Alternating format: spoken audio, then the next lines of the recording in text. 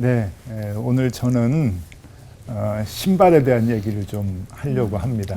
그러니까 영적인 그 사람과 신발과 어떤 관계가 있을까 이제 그 궁금증을 좀 풀어보려고 하는데요.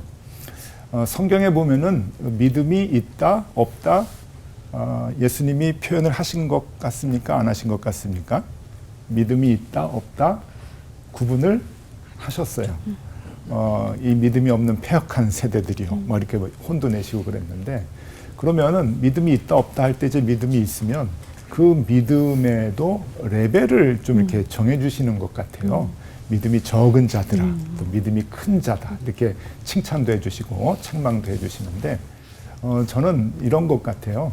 그 애굽에서 나와서 가나안까지 가는 거리가 장정이 걸어서 한 2주간이면 걸린다 그래요.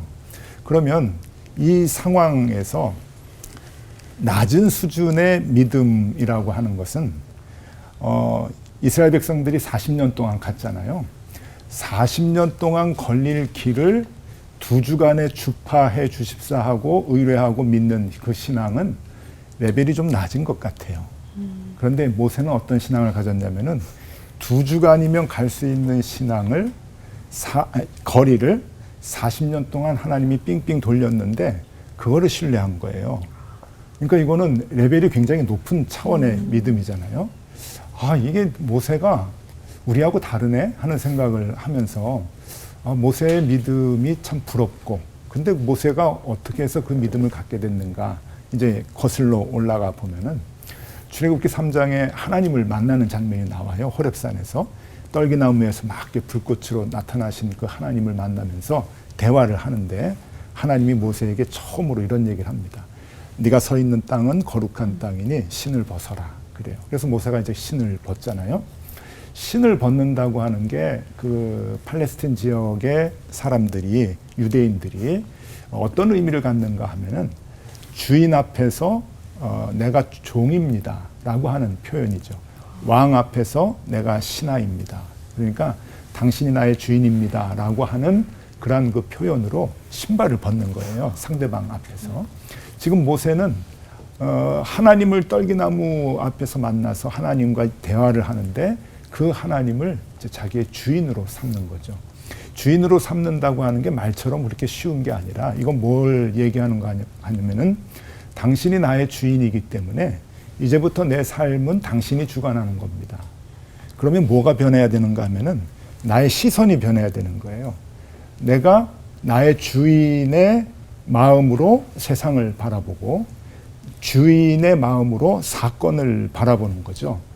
그 주인이 어떻게 이 문제를 풀어갈까?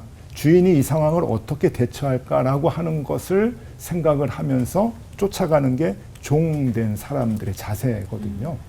옛날에 국어 시간에 전지적 작가 시점 뭐 이런 거 배우잖아요. 근데 지금 모세는 전지적 하나님 시점으로 바뀌는 거예요.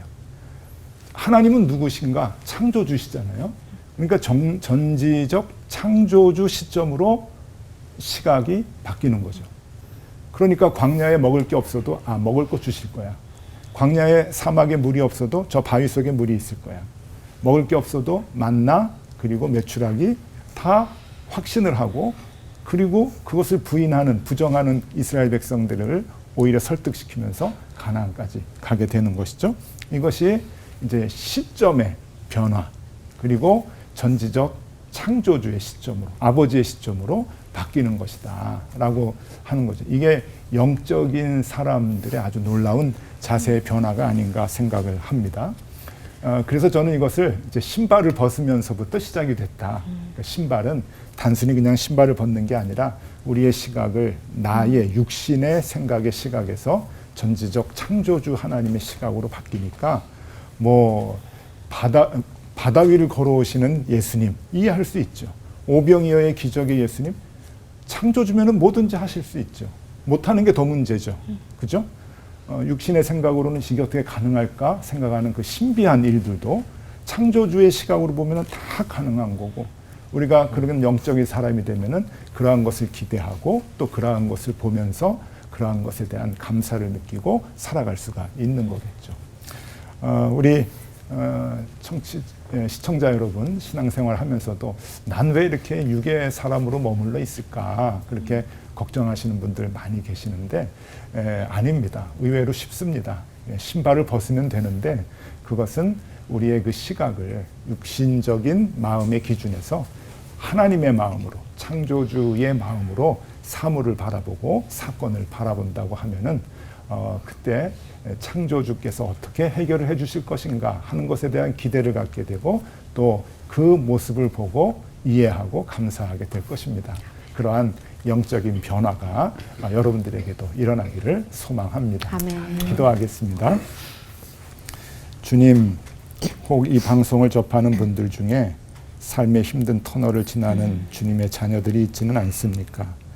인생의 홍해를 건너고 광야를 걷고 있다고 생각하는 분들이 계십니까? 우리가 하나님의 자녀임을 알게 하여 주시고 우리가 하나님이 나의 아버지이시고 나의 주인임을 고백할 수 있도록 인도하여 주시옵소서. 아멘. 그래서 홍해를 건너고 광야를 지나지만 우리의 발이 젖지 않도록 빠지지 않도록 마른 땅을 주시는 그 하나님을 보고 찬양하게 하여 주시옵소서. 아멘. 예수 그리스도 이름으로 기도드리옵나이다. 아멘. 날마다 신을 벗으면 정말 보이지 않던 것들이 정말 보이는가? 그래도 예를 들어서 좀 알려주시면 좋겠습니다.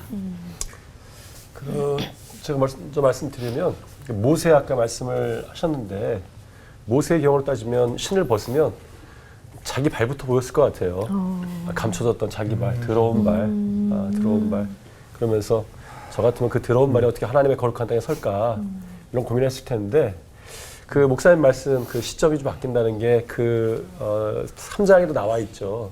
하나님께서 이제 모세 보고 가라고 말씀하셨는데 모세가 내가 누구한데, 그러니까 이제 나를 바라보고 있잖아요, 여전히.